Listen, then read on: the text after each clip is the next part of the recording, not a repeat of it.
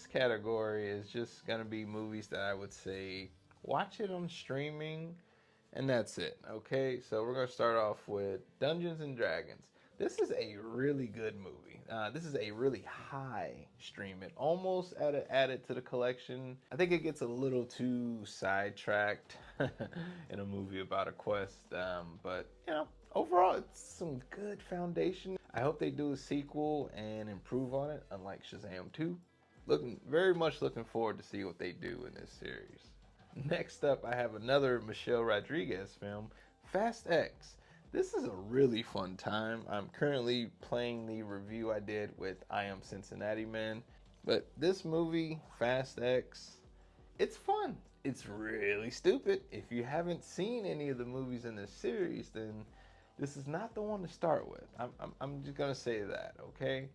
However, I was having a fucking ball during this film. I actually ended up seeing it twice in theaters. It's fun and it's stupid. I don't know what to tell you. If you're in, you're in. If you're not, I get it. I'm in. Super Mario Bros. This is really fun. It's adorable. I love the animation, the attention to detail. There's a lot in there to unpack. It feels a little hollow. I kind of they just kind of like brush on a few things Mario related, but it's a fun time, and I totally get why it made a lot of money. I don't think this is like the I don't think this should be one or two of the highest grossing films. I gotta be honest, but it is a good time, and that's that.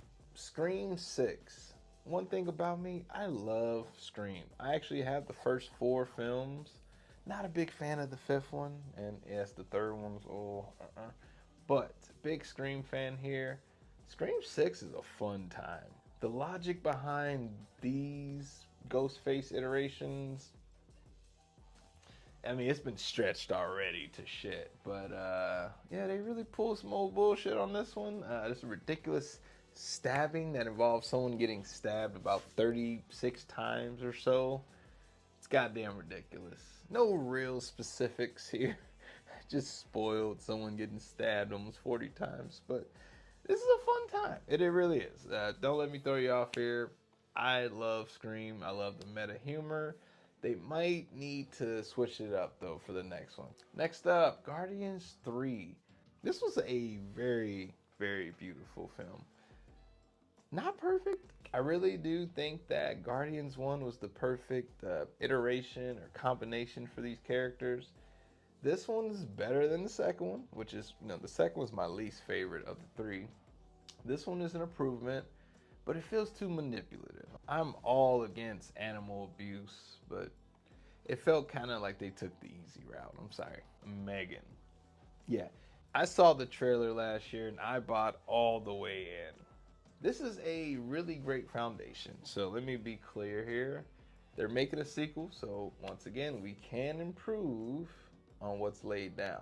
The actor playing Megan is a goddamn tour de force. I was just belly laughing most of the time. Sometimes with, sometimes at. So yeah, this movie's a mixed bag, but check it out. It's fun. Once again, I fell into the trailer and got caught up in the hype. Cocaine Bear. Yes, the premise is goddamn ridiculous. Yes, more movies like this, okay? This one didn't quite work, but man, once again, had such a fun time in theaters. There's a lot of padding in this one, but the kid that plays Henry, oh man, I want to see that kid do more shit. So my next one actually kind of hurts me too, because this was my most anticipated film this year. Mission Impossible Dead Reckoning Part 1, maybe? Are we sure about that still? Is there going to be a part 2 or is it going to be something else? Whatever. We'll figure that out when the time comes. This one is incomplete. That's the biggest gripe against it. They don't hold back on the cinematography, the action, the acting. Of course, Tom Cruise does everything Tom Cruise should do, times 10. There's a checklist. It's really good though, gotta say. Can't wait to see what they do with the sequel, but it just felt incomplete, and I knew that going into it. But unlike a movie such as Across the Spider-Verse, which is a part 1 as well, Mission Impossible didn't quite hit that for me. Next up, Blue Beetle. DC, once again, DC was not hitting this year. As of this recording, I'm supposed to see Aquaman in the next day or two coming up, so that'll be their fourth shot this year. I'm not going in with the highest of hopes, but Blue Beetle is, in my opinion, the best of the three films that I've seen from them this year. So far, I would go Blue Beetle, The Flash, and then Shazam, and then we'll see where Aquaman is. Hold up. Time out. Hey, TBH in the past, let me tell you, I'm you who just saw Aquaman, and I'm currently recording a review for it in the future. Very exciting stuff. If you want to know how I feel about Aquaman, check out my lazy ass review. I'm filming it now, and if you're watching this video, it's been posted already, so come on down. I'm okay if they keep Blue Beetle in this next DC universe. There's definitely something there, and the guy that plays him does really well, really convincing to me, just like a very lovable guy. So, feel free. But the movie itself, it's okay. It's just bloated, too many ideas, and about what you expect sometimes. And that's the worst thing I can say about it.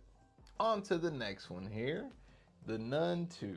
Now this movie is super forgettable. I gotta be honest. I've seen this, I think it came out in September or maybe October. Long story short, just a couple months ago. I couldn't really tell you much except for we brought back the main two characters and then we added Storm Reed. There's a couple scenes in there that kind of stick out, but for the most part, very forgettable. So this will be on a very low part of this category. It's very close to the stinker list, if I'm being real.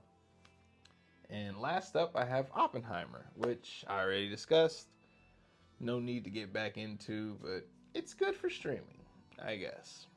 At least you can pause and, go to the bathroom without missing the, fucking crucial point of the film, which is at the 2-hour mark.